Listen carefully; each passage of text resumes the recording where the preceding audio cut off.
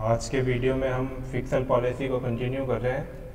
इससे पहले जो फिक्सल पॉलिसी पे वीडियो बने थे उसमें हमने फिक्सल पॉलिसी का मीनिंग और ऑब्जेक्टिव समझ लिया था। फिर हमने स्टार्ट किया था फिक्सल पॉलिसी के इंस्ट्रूमेंट्स, जिसके अंदर हमने पब्लिक एक्सपेंडिचर और पब्लिक रेवेन्यू, जिसके अंदर हमने टैक्सेस के बारे में भी जाना था।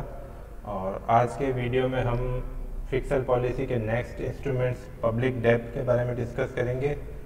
तो इसको और अच्छे से समझने के लिए, डिटेल में समझने के लिए हम नेक्स्ट स्लाइड पे चलते हैं। पब्लिक डेब्ट।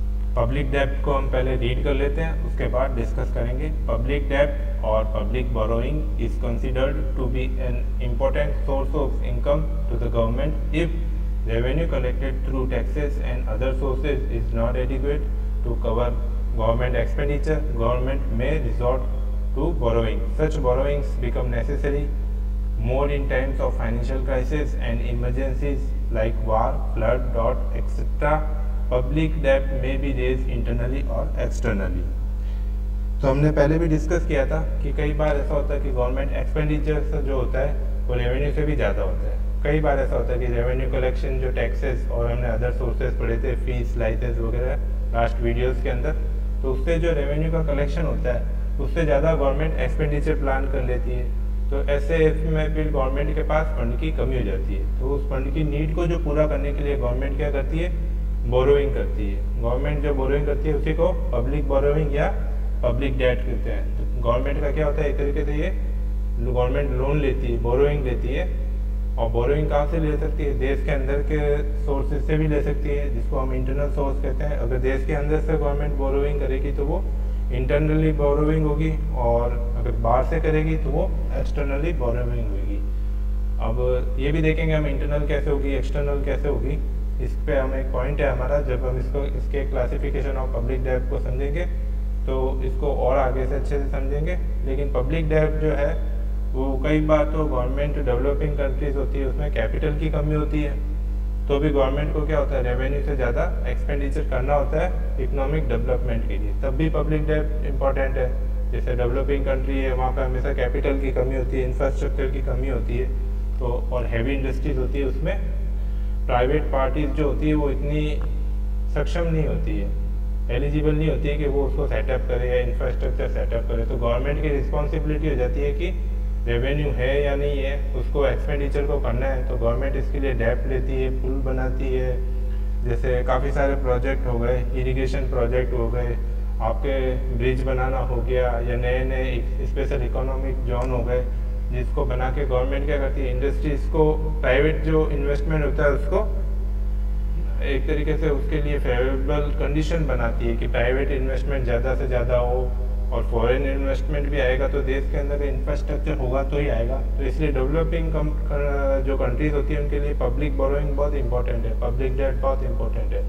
उनको इंफ्रास्ट्रक्चर डेवलप कर सकती है बोरोइंग करके, तो इसके लिए बोरोइंग करना अच्छा है डेवलपिंग कंट्री के लिए, क्योंकि उससे क्या होगा, जैसे ही कंपनी बोरो करके इंफ्रास्ट्रक्चर तैयार करेगी और प्राइवेट इन्वेस्टमेंट ज़्यादा होगा या फॉरेन इन्वेस्टमेंट ज़्यादा होगा, तो क्या होगा, गवर्नमेंट को टैक्सेस की रेवेन्यू हो जाएगी, उससे उस डेब्ट को पे कर देगी, और देश में क्या होगा, प्रोडक्शन भी बढ़ेगा, कैपिटल भी बढ़ेगी और एम्प्लॉयमेंट भी बढ़ेगा। तो ये कितना इंपॉर्टेंट हो गया कि डेब्ट लेके गवर्नमेंट ने जो डेब्ट लिया वो तो किससे कवर हो जाएगा, अगर प्रोडक्शन बढ़ा है, इंडस्ट्रीज बढ़ी है पब्लिक डेब्ट से, तो टैक्स का जो कलेक्शन होगा गवर्नमेंट को, जिस प्रोडक्शन बढ़ा और इंडस्ट्री बढ़ी, तो इंडस्ट्री जब बढ़ेगी तो वो ज़्यादा टैक्सेस भी देगी, तो उस टैक्सेस से गवर्नमेंट पब्लिक डेब्ट को वापस रीपे कर देगी।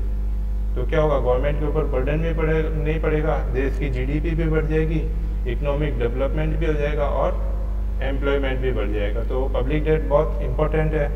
इसके अलावा भी कई बार ऐसी सिचुएशन आ जाती है, इमरजेंसी आ जाती है, वॉर हो जाता है या सूखा पड़ जाता है देश के अंदर, बाढ़ आ जाती है, फ्लड आ जाती है, और भी कोई इमरजेंसी सिचुएशन हो सकती है, जैसे अभी कोरोना टाइम आ गया, तो कोई भी ऐसी डिजीज आ सकती है। तो ऐसे ये जो है ना इमरजेंसी सिचुएशन है, इसमें भी क्या होता है, गवर्नमेंट की रेवेन्यू एकदम से कम हो जाती है। अभी कोरोना पीरियड में आप लोगों ने देखा होगा कि जीएसटी का कलेक्शन बहुत कम है, तो इस केस में क्या हो गया, गवर्नमेंट को कहीं ना कहीं से डेब्ट लेना पड़ेगा, बोरोइंग लेना पड़ेगा, क्योंकि रेवेन्यू कम है। गवर्नमेंट एकदम से अपने एक्सपेंडिचर को इतना कम नहीं कर सकती, उसके कुछ फिक्स एक्सपेंसेज होते हैं, ऑपरेटिंग एक्सपेंसेज होते हैं, और अपने डेवलपमेंट प्रोजेक्ट को भी नहीं रोक सकती। तो ऐसे में उसके ऐसी जब इमरजेंसी सिचुएशन आ जाती है तब भी पब्लिक डेब्ट बहुत इंपॉर्टेंट होता है। अब इसके क्लासिफिकेशन समझ लेंगे, इंटरनल और एक्सटर्नल भी उसी में आ जाएगा डेब्ट के अंदर। तो पब्लिक डेब्ट बहुत इंपॉर्टेंट है कब, इमरजेंसी सिचुएशन में और डेवलपमेंट सोशल वांट्स पूरी करने के लिए, इन 3 कामों के लिए पब्लिक डेब्ट बहुत इंपॉर्टेंट है। अब इसके हम क्लासिफिकेशन पढ़ लेते हैं। क्लासिफिकेशन ऑफ पब्लिक डेब्ट, उसमें पहला है productive and unproductive debts. Productive debts के अंदर तो ये होता है कि कंपनी जब लोन लेती है, सॉरी कंपनी नहीं, एक कंट्री जब लोन लेती है और उस लोन या बोरोइंग का अगर यूज है ना वो प्रोडक्टिव काम में करती है, जैसे irrigation project, railway project, power generation या नए स्पेशल इकोनॉमिक जोन बनाए, जैसे रिको आपने सुना होगा, नए इंडस्ट्रियल एरियाज गवर्नमेंट बनाए, वहाँ पे जो बेसिक इंफ्रास्ट्रक्चर है, बिजली, पानी वगैरह, रोड, ट्रांसपोर्टेशन, इस पे अगर खर्च करे तो वो क्या होगा, उससे गवर्नमेंट जो वो खर्च करेगी वो प्रोडक्टिव होगा। अगर गवर्नमेंट वहाँ पे ये बेसिक इंफ्रास्ट्रक्चर को सेटअप करेगी तो वहाँ क्या होगा, और इंडस्ट्रीज आएगी, इंडस्ट्रीज से क्या होगा, गवर्नमेंट को रेवेन्यू होगी टैक्सेस की, और ये डेब्ट को गवर्नमेंट पे कर सकती है। इससे एम्प्लॉयमेंट जनरेशन भी होगा, प्रोडक्शन भी बढ़ेगा, देश की जीडीपी में भी योगदान होगा और देश का इकोनॉमिक डेवलपमेंट भी होगा। तो बोरोइंग का जो पब्लिक बोरोइंग का पैसा है वो ज़्यादा तो प्रोडक्टिव कामों में ही खर्च करना चाहिए। अब सेकंड है अनप्रोडक्टिव, सेकंड नहीं मतलब प्रोडक्टिव, फर्स्ट में प्रोडक्टिव और अनप्रोडक्टिव में है। अनप्रोडक्टिव में हम ले तो अगर वो पैसा जिससे देश का है ना कुछ प्रोडक्शन कैपेसिटी में कुछ ऐड नहीं हो, इकोनॉमी के प्रोडक्शन में कुछ ऐड नहीं हो, गवर्नमेंट ने पैसा लिया और सब्सिडी के रूप में बांट दिया, डीजल पेट्रोल पे सब्सिडी बांट दी या गैस सिलेंडर पे सब्सिडी बांटने में पैसा काम में ले लिया, तो वो क्या होगा, उससे प्रोडक्शन कुछ नहीं बढ़ेगा, उससे क्या होगा, इन्फ्लेशन होगी। तो ऐसे अनप्रोडक्टिव डेब्ट लेके, पब्लिक बोरोइंग लेके कभी भी गवर्नमेंट को ऐसे खर्चे नहीं करने चाहिए, सब्सिडी जैसे या पेंशन देने जैसे ओल्ड एज को, ये तो गवर्नमेंट को अपने रेवेन्यू में से ही करना चाहिए। डेब्ट लेके अगर ऐसा काम करेंगे तो उसका जो डेब्ट का जो बर्डन है कंट्रीज पे वो बहुत ज़्यादा बढ़ेगा। तो प्रोडक्टिव जो यूज़ है डेब्ट का वो अच्छा रहता है, और अनप्रोडक्टिव अगर डेब्ट का हम यूज़ लेंगे तो वो एक कंट्रीज़ के लिए कभी भी अच्छा नहीं लगेगा। लेकिन कभी कभी वार और ये फ्लड वगैरह जब आ जाते हैं तो गवर्नमेंट को वो पैसा उस स्टेट्स को देना ही पड़ता है। अगर देश में किसी हिस्से में सूखा पड़ गया या बाढ़ आ गया और रेवेन्यू नहीं है तो गवर्नमेंट को एक बार तो तुरंत एकदम इमरजेंसी उनको रिलीफ देनी पड़ेगी, और उस पैसे के लिए गवर्नमेंट को डेब्ट लेना ही पड़ेगा। तो कभी कभी ऐसी इमरजेंसी सिचुएशन में अनप्रोडक्टिव डेब्ट भी गवर्नमेंट को यूज़ लेना पड़ सकता है, डेब्ट का यूज है वो अनप्रोडक्टिव भी हो सकता है। सेकेंड है वॉलेंट्री और कंपलसरी डेब्ट। तो वॉलेंट्री तो जो गवर्नमेंट अभी ट्रेजरी बिल इशू करती है या पोस्ट ऑफिस के थ्रू काफ़ी स्कीम चलाती है, नेशनल सेविंग सर्टिफिकेट जिसको हम NSE बोलते हैं, वो वापस गवर्नमेंट ने शुरू किया। काफ़ी सारी पोस्ट ऑफिस की सेविंग स्कीम्स होती है, गवर्नमेंट भी RBI के थ्रू बॉन्ड इशू करता है, zero coupon bond, government bonds, काफ़ी सारे गवर्नमेंट्स के बॉन्ड इशू करते हैं। उनको लेना वॉलेंट्री होता है कि पब्लिक चाहे तो उसमें इन्वेस्ट करे। आज हमारी मर्जी होगी तो हम पोस्ट ऑफिस में जाके कोई सेविंग्स लेंगे, अगर हमारी मर्जी नहीं होगी तो हम नहीं लेंगे। तो ये क्या हो गया, इस तरीके से जब गवर्नमेंट डेब्ट लेती है या पब्लिक से बोरोइंग लेती है गवर्नमेंट, तो जनता से बोरोइंग लेना इस केस में क्या हो गया, इस केस में कंपलसरी कुछ नहीं है, वॉलेंट्री है। हम चाहे तो इन्वेस्टमेंट करेंगे, हमारे पास सेविंग होगी तो हम इन्वेस्टमेंट करेंगे, नहीं तो नहीं करेंगे।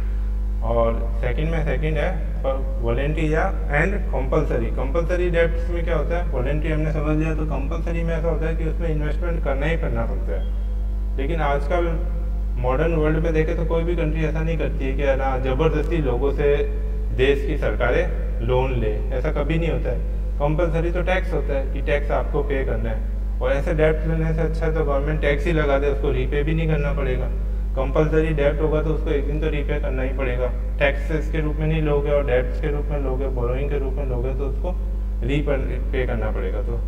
तो कंपलसरी तो सभी देशों में टैक्स ही है, डेब्ट कभी कंपलसरी आजकल मॉडर्न वर्ल्ड में होता नहीं है। पहले कभी ये फिनोमिना चला था, अभी ये एग्जिस्ट नहीं कर रहा है, प्रेजेंट सिनेरियो में ये एग्जिस्ट नहीं कर रहा है। कंपलसरी डेब्ट कोई भी गवर्नमेंट वगैरह अपने पब्लिक से नहीं लेती है, और आप लोगों ने भी कभी सुना नहीं होगा कि सरकारें ज़बरदस्ती लोन ले रही है पब्लिक से, जनता से, उनको ज़बरदस्ती कर रही है कि उनको फोर्स कर रही है कि आप हमारे सेविंग्स स्कीम में इन्वेस्टमेंट करो, हमारे पोस्ट ऑफिस की स्कीम्स लो, हमारे जो बॉन्ड इशू करें वो खरीदो। तो ऐसा कंपलसरी कभी भी नहीं होता, वॉलेंट्री होता है। थर्ड है इंटरनली और एक्सटर्नल डेट्स। तो ये हमने इसमें डेफिनेशन में भी पढ़ा था, पब्लिक डेट में भी रेज इंटरनली और एक्सटर्नली। जब गवर्नमेंट देश के अंदर से ही लोन लेती है, बोरोइंग लेती है, सरकारें, देश की सरकारें देश के अंदर से ही लेती है, जैसे जीरो कूपन बॉन्ड इशू करती है, गवर्नमेंट बॉन्ड इशू करती है, या पोस्ट ऑफिस की सेविंग स्कीम वगैरह हो, उससे अगर गवर्नमेंट बॉन्ड या फिर गवर्नमेंट क्या करे, आरबीआई से उधार ले ले, बैंकों से उधार ले ले, और फाइनेंशियल इंस्टीट्यूट्स है, म्यूचुअल फंड्स वगैरह, एलआईसी वगैरह जो गवर्नमेंट्स की कंपनीज है, उनसे लोन ले ले, तो उस केस में क्या होगा, वो इंटरनली फाइनेंस होगा, इंटरनली बोरोइंग होगी, गवर्नमेंट की जो बोरोइंग होगी वो इंटरनली होगी।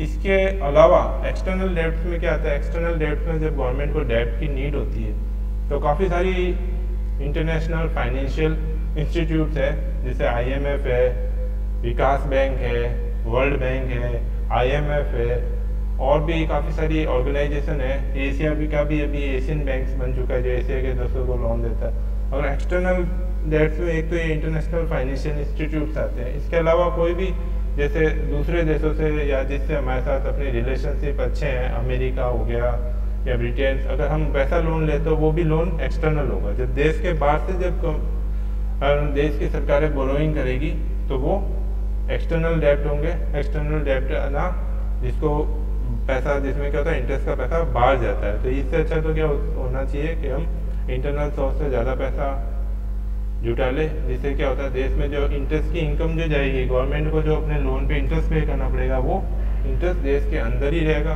देश की जनता के पास ही रहेगा। तो इसमें भी इंटरनल डेट्स अच्छे हैं कंपेयर टू एक्सटर्नल डेट। लेकिन कभी कभी बहुत ज़्यादा हैवी इन्वेस्टमेंट चाहिए होता है, बहुत बड़े प्रोजेक्ट होते हैं, तो उससे देश की जनता से डेट्स के रूप में पैसा नहीं अपन कलेक्ट कर सकते, तो उस केस में एक्सटर्नल डेट का भी सहारा लेते हैं। काफ़ी सारे प्रोजेक्ट है जो वर्ल्ड बैंक की फाइनेंस है हमारे देश में, आज़ादी के टाइम पे, आज़ादी के जस्ट बाद जो पीरियड था ना, फ्रीडम के जस्ट बाद का पीरियड, काफ़ी सारे इंटरनेशनल फाइनेंशियल इंस्टीट्यूट्स के फाइनेंस होकर काफ़ी सारे डेवलपमेंट के काम हुए थे।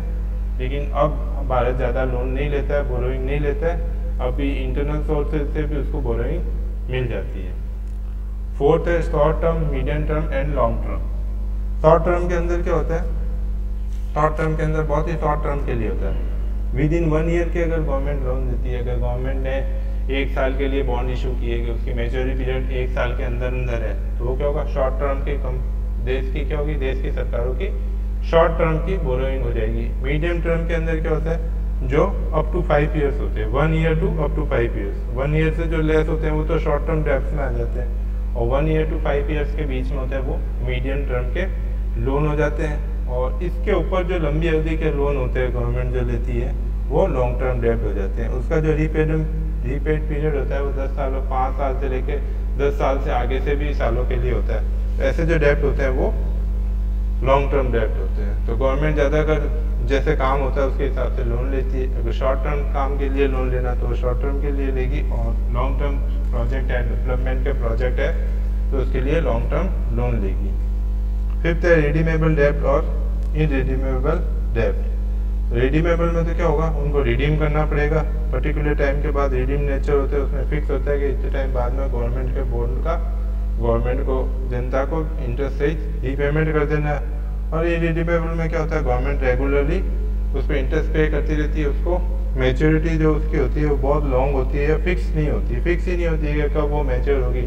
जब गवर्नमेंट देखती है कि फेवरेबल कंडीशन है तब गवर्नमेंट उसको मैच्योर कर देती है, मतलब रीपे कर देती है, रिडीम कर देती है। लेकिन आजकल अनरिडीमेबल भी कम ही गवर्नमेंट बोरोइंग लेती है, क्योंकि ऐसे फिक्स होना चाहिए। लोग इन्वेस्टमेंट भी नहीं करते हैं अगर उसका फिक्स ही नहीं है कि उसकी मैच्योरिटी कब आएगी। तो गवर्नमेंट, पब्लिक जो गवर्नमेंट के बॉन्ड लेगी उसको कभी उसको लिक्विडिटी की अगर नीड हुई तो वो कैसे पूरी होगी। इसलिए रिडीमेबल तो होना ही चाहिए, टाइमली वो कभी भी रिडीम करा के उसको एनकैश करा सके, डिस्काउंट करा सके, या उसको पता हो कि हमने इन्वेस्टमेंट किया है वो कब मैच्योर होगा, कब उसका इंटरेस्ट के साथ प्रिंसिपल हमको वापस मिलेगा। तो अनरिडीमेबल है उसका आजकल चलन नहीं रहा है। 6 है फंडेड और अनफंडेड। फंडेड और अनफंडेड, फंडेड के अंदर तो क्या होता है कि जो गवर्नमेंट की बहुत लॉन्ग टाइम की नीड होती है, तो एक तरह से फंड क्या होता है, फंड मतलब एक तरह से कैपिटल इन्वेस्टमेंट हो जाता है। और किसी प्रोजेक्ट में बहुत लंबे टाइम के लिए फंड की नीड होती है तो वो फंडेड नीड होती है, मतलब उसमें जो हम पब्लिक गवर्नमेंट जो बोरिंग लेती है वो बहुत लॉन्ग टाइम के लिए 30 सालों से भी ज़्यादा साल के लिए रहती है, 30 से ज़्यादा सालों के लिए रहता है। तो ऐसे जो लोन होते हैं वो फंडेड होते हैं, मतलब एक तरीके से कैपिटल की तरह फंड किया जाता है उस प्रोजेक्ट को, और उसका रीपेमेंट बहुत गवर्नमेंट बाद में करती है। और इस केस में क्या होता है, फेवरेबल अगर कंडीशन हो, गवर्नमेंट के पास पैसा आ गया हो, इकोनॉमी में ज़्यादा पैसा आ गया और गवर्नमेंट के पास अभी सरप्लस हो, तो गवर्नमेंट उसको फंडेड जो बोरोइंग है उसको रीपे कर सकती है। लेकिन इनकी जनरली इनकी जो पीरियड्स रहता है वो 30 ईयर्स या 30 ईयर्स से ज़्यादा होता है। अनफंडेड के अंदर क्या होता है, इसका पीरियड शॉर्ट टर्म होता है। जब टेम्परेरी नेचर का गवर्नमेंट को कोई एक्सपेंडिचर करना है, जैसे मतलब उसका बहुत ही कम टाइम के लिए प्रोजेक्ट है, वो पूरा हो जाएगा, बाद में उससे रेवेन्यू देगी, तो टेम्परेरी नीड्स होती है गवर्नमेंट के लिए, उससे लिए गवर्नमेंट क्या करती है, अनफंडेड जो डेब्ट है वो लेती है। तो ये आपका हो गया एक और इंस्ट्रूमेंट्स हो गया फिक्सल पॉलिसी का, पब्लिक डेब्ट, और इसके साथ हमने इसको डिस्कस कर लिया क्लासिफिकेशन ऑफ पब्लिक डेब्ट। इसके बाद वाले वीडियो में हम जो लास्ट है डेफिसिट फाइनेंसिंग उसको देखेंगे और फिर ये आपके फिक्सल पॉलिसी कंप्लीट हो जाएगा। इस वीडियो में इतना ही, थैंक यू।